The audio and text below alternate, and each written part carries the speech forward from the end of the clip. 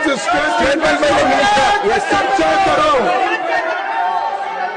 Chairman sir, I rise to apprise this august house, of recent developments in West Asia that are a cause of deep concern to all of us. Nothing will go on record except the minister's statement. As honorable members are aware, this round of conflict started on 28 February 2026.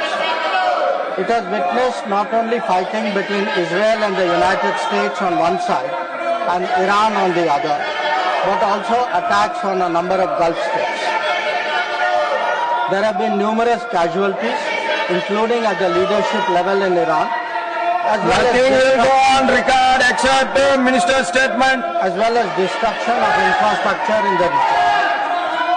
At the very outset, government had issued a statement on 28 February expressing its deep concern and urging all sides to exercise restraint, avoid escalation, and prioritize the safety of civilians. We believe, and we continue to believe, that dialogue and diplomacy should be pursued to de-escalate tensions and address underlying issues. Sir, it is also imperative that the sovereignty and territorial integrity of all states in the region be respected.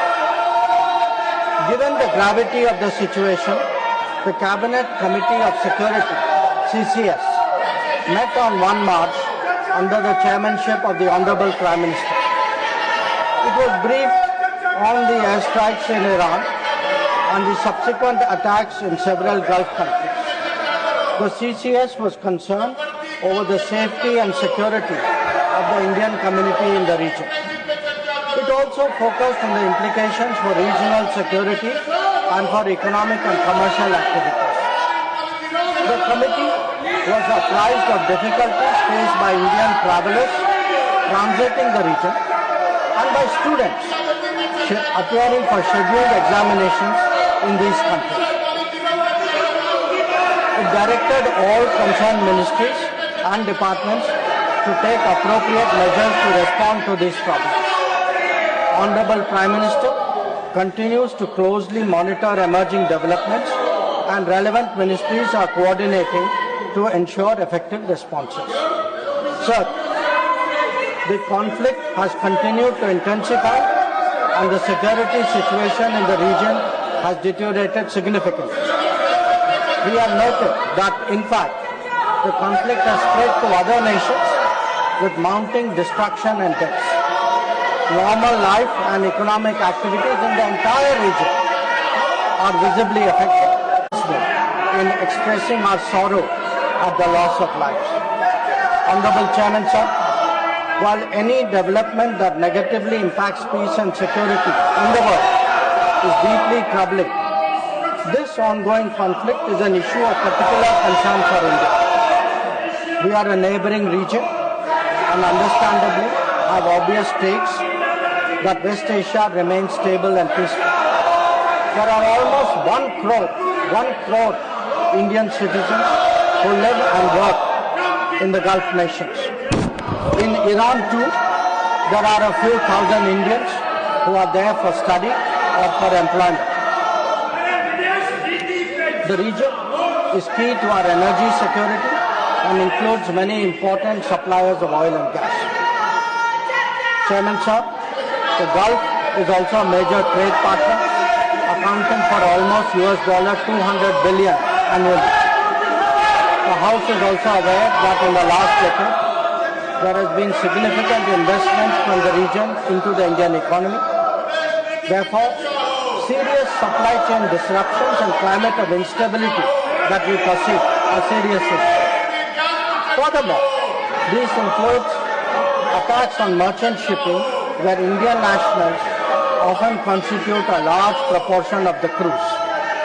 We have sadly already lost 2 Indian mariners and 1 remains missing in such incidents. I know that the House joins me in condoling their deaths.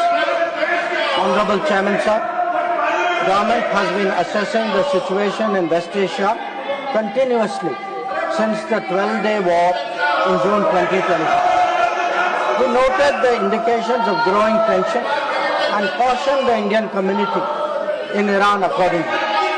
On 5 January 2026, Indian nationals were advised by the Ministry of External Affairs to avoid non-essential travel to Iran.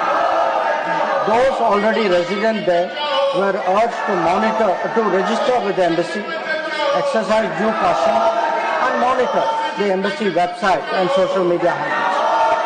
A second advisory was issued on 14 January, reiterating this advice to avoid travel in even stronger terms. The Directorate General of Shipping, Mumbai, in parallel, issued its own advisory on 14 January for Indian seafarers, asking them to follow embassy advisories and avoid unnecessary movement ashore. Recruitment and shipping companies were asked not to deploy or send Indian seafarers to Iran. Sir, reflecting our assessment of the evolving situation, the Indian Embassy in Tehran issued another advisory on 14 February, urging Indian nationals, including students, pilgrims, business persons and tourists, to leave Iran by all available means of transport, including commercial flights. They were asked to contact the embassy for any assistance and provided with 24/7 helplines. This was again reiterated in strong terms through another advisory on 23 February. Some heeded these advisories and have left the country. However, many others have disregarded them and remain in Iran. We are also in touch with our fishermen who operate out of Iran. This was the situation till 28 February 2020. Once the conflict commenced, the Indian Embassy has facilitated the relocation of several Indian students in Tehran to places outside Tehran. An advisory update with emergency contact helplines was issued on 3 March. Similarly, facilitation was extended to pilgrims for their internal movement. Indian nationals who were in Iran for business reasons were assisted to cross over to Armenia and return home. The embassy in Tehran remains fully operational, in fact, on the highest alert. They are totally committed to supporting the Indian community in this difficult moment and in assisting Indian nationals who may wish to cross international borders. Where seafarers are concerned, the Directorate General of Shipping, through an order of 2nd March, has constituted a quick response team for immediate response, coordination and support functions. This team will function on a 24/7 basis. Honorable Chairman, sir, I would like to inform the House through you that every Indian embassy in the region has similarly issued advisories. The embassy in Israel did so on 28th February and 1 March, UAE on 28th February and 5 March, Bahrain on 28th February, Qatar on 28th February, Kuwait on 28th February and 5th March, and Saudi Arabia on 20th February and 8th March, Oman on 20th February, Iraq on 20th February and 5th March. MEA has set up a dedicated special control room to monitor the situation and respond to queries from I will come back to let him complete his statement. Let him complete his statement. You are not allowing him to make the statement. That is not correct. Gargaji, that is not correct. I allowed you to speak. Let him complete the statement. I will come back to you. Let him complete the statement. Please. The MEA's latest update on this was issued on 7th of March. Honorable Chairman, sir, our diplomats have also worked hard to assist stranded transit passengers in hubs like Dubai, Doha and Abu Dhabi. They have facilitated international border crossings for Indian nationals, including from UAE to Oman and from Qatar, Kuwait and Bahrain to Saudi Arabia.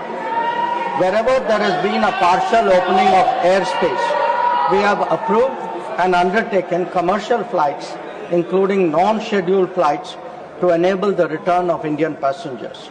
Our estimate is that as of yesterday, almost 67,000 of our nationals have done so.